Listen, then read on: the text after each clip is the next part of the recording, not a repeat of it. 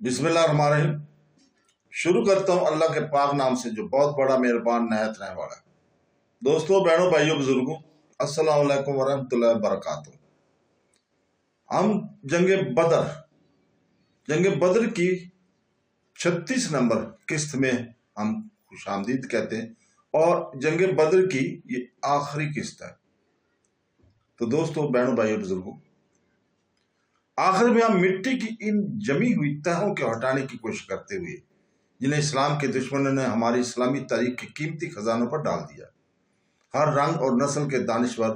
مسلم نوجوانوں کو یہ پیغام دیتے اور انہیں للکارتے ہیں کہ تخریب کاروں نے ان کے درمیان اور اس روشن تاریخ کے صفحات پر نفع بخش نظر ڈالنے کے درمیان جو رکاوٹیں کھڑی کر دی ہیں وہ انہیں توڑ پھوڑ دیں۔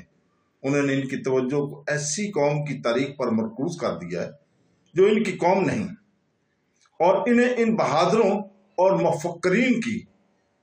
سیرتوں پر غور کرنے پر مشغول کر دیا جو ان کے ماضی اور حال سے کوئی تعلق نہیں رکھتے، اور یہ ان کی تاریخ کو بھونڈی صورت میں ان کے سامنے پیش کرتے ہیں، اور وہ اس میں غور و فکر کرنے سے بچتے اور ان سے نفرت کرتے ہیں،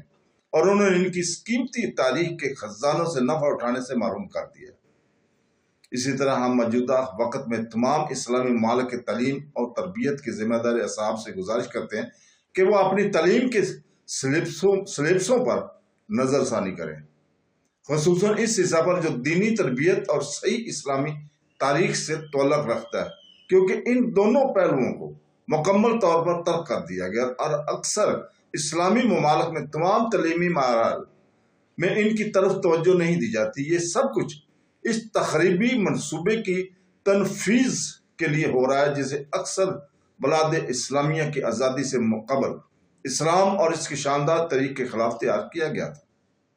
افسوس، بہت سے اسلامی ممالک غازلوں سے سیاسی آزادی حاصل کرنے کے بعد اب بھی اپنے تعلیمی سلیبسوں کو اس تخریبی سلیبس کے مطابق بناتے ہیں جسے ہمارے ممالک پر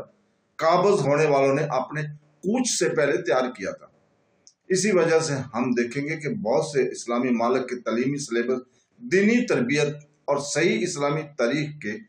حصوں سے بالکل خالی ہیں۔ بعض عرب ممالک میں اس سلیبس کے کچھ حصے دینی تربیت اور اسلامی تاریخ پر بھی مشتمل ہے، مگر ان حصوں کو نہایت سطحی طریق پر اور بغیر کسی جوش اور توجہ کے پڑھایا جاتا ہے، جس سے تدریس کے دوران میں ان حصوں کی کوئی قابل ذکر بات طالب علم کے ذہن میں نہیں بیٹھتی، خصوصاً اس کا فیل ہونا دیگر حصوں کی نسبت ہمارا فیل ہونا شمار نہیں ہوتا۔ پس دینی حصص اور اسلامی تاریخ کی ڈگری میں طالب علم کا ناکام ہونا اس طرح اثر انداز نہیں ہوتا جیسے انگریزی زبان، نقشہ نویسی اور جغرافیہ وغیرہ میں اس کا فیل ہونا اثر انداز ہوتا ہے۔ کیا اسی طریق پر چلنے سے کوئی بڑی تخریب کاری بھی ہے؟ اس لحاظ سے کہ ہم ایک اسلامی امت ہیں، ہمارے لیے اپنے دین کی ہدایت اور اپنی تاریخ کی عظمت کے بغیر زندہ رہنا محال ہے، اور شاید یہ بہت ہی دکھ کی بات ہے کہ بعض وہ ممالک جو اپنی تاریخ میں استعمار کے آگے نہیں جھکے، انہیں بھی وہ نقصان پہنچ رہا ہے جو دوسرے ممالک کو پہنچا ہے، کیونکہ یہی بیماری ان کی تعلیمی ڈھانچے میں سریت کر گئی ہے اور تدریجاً ان کے سلیبس کے دینی حصوں کو ختم کر رہی ہے۔ کوئی سال نہیں گزرتا جس میں ہم دیکھتے نہ ہوں کہ ان حصوں کو مٹا دیا جاتا ہے یا ایسے حصوں سے بدل دیا جاتا ہے جن میں تقویت اور سیاسی وجود کی مضبوطی کی کوئی بات نہیں ہوتی، جیسے کہ نقشہ نویس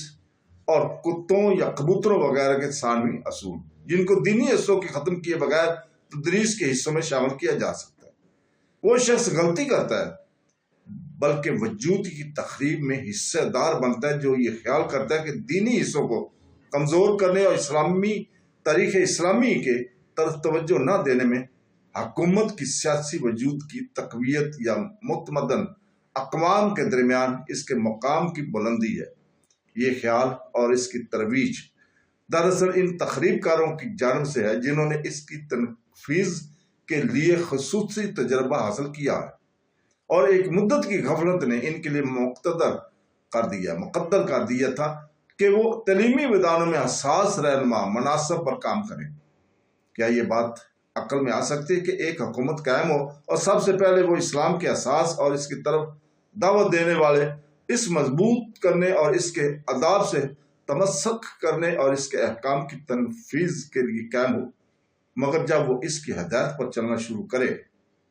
اور اس کے علمبردار بنے تو اس کا کوئی وجود نہ ہو اور نہ ہی اس کی کوئی شان ہو۔ کیا یہ بات عقل میں آ سکتی ہے کہ جس حکومت کی یہ شان ہو، اس کا مفاد اس میں ہو کہ وہ اپنے تعلیمی سلیبس سے دینی حصوں کو ختم کر دے؟ ہم عربی اور غیر عربی اسلامی تعلیم و تربیت کے ذمہ دار اصحاب سے دوبارہ واضح طور پر کہتے ہیں کہ تعلیمی سلیبس کو دینی تربیت اور اسلامی فقہ کے اصول سے خالی رکھنے اور تاریخ اسلام کی طرف توجہ نہ دینے سے دانشور نوجوانوں کے درمیان تخریبی مذاہب کی اشاعت ہوگی، جو اس خطرناک تعلیمی سیاست کے اتباع میں بتدریج تمام دینی اور اخلاقی محرکات سے عاری ہو جائیں گے، اور اس کے نتیجے میں اسلامی ممالک میں فتنے اور اضطراب پیدا ہوں گے، جن سے مصیبتوں اور دکھوں کے سوا کچھ حاصل نہ ہوگا۔ قریب ہے کہ یہ ایک ممتاز علامت ہو جائے، جیسا کہ مشاہدہ میں آ رہا ہے۔ عالم عرب میں اس وقت جو قلق اور اضطراب پایا جاتا ہے، اس کا سبب صرف یہ ہے کہ نوجوان تعلیمی و تربیت کے مراحل میں اسلام کے بتائے ہوئے صراط مستقیم سے انحراف کر گئے ہیں، جس پر اس نے اپنی امت کو زندگی کے تمام مراحل میں چلنے کی دعوت دی ہے۔ اور اس میں دوستو، بہنوں، بھائیوں، ہم آج یہ آخری پیغام کے ساتھ آپ سے اجازت چاہتے ہیں، اور کل انشاءاللہ تعالی ہم اگلی مارکا میں آپ کو خوش آمدید کہیں۔ کل سے انشاءاللہ تعالی نیا مارکا شروع کرنے جا رہے ہیں۔